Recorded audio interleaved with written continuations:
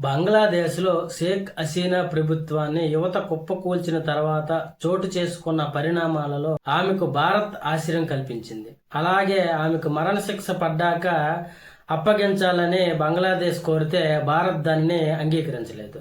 దీంతో భారత్ బంగ్లాదేశ్ సంబంధాలు దెబ్బతిన్నాయి. షేక్ హసీనాకు ఆశ్రయం ఇస్తున్న భారత్ పై బంగ్లాదేశ్ పీకల దాకా కోపం నింపుకుంది. ఈ కోపంతో అక్కడ హిందువులపై దాడులు జరుగుతున్నాయి. ఏమనలేని పరిస్థితుల్లో కేంద్రం స్వదేశంలో తీవ్ర ఒత్తిడిని ఎదుర్కొంటుంది. అలాగని పూర్తిగా వదిలేయలేని పరిస్థితిని ఇప్పుడు నెలకొన్నాయి. ఈవేళ నిన్న రాత్రి మరో హిందువుపై అల్లరి మోకలు దాడి చేసి చంపేయడం భారత్ను కలవర పెడుతుంది.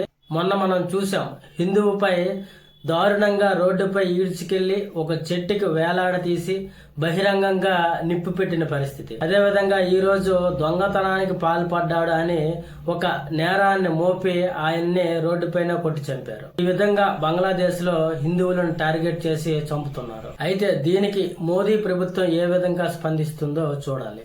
ఇప్పటికే ఈ హత్యలపై స్వదేశంలో హిందూ సంఘాలు నిరసనలో వెల్లువెత్తుతున్నాయి.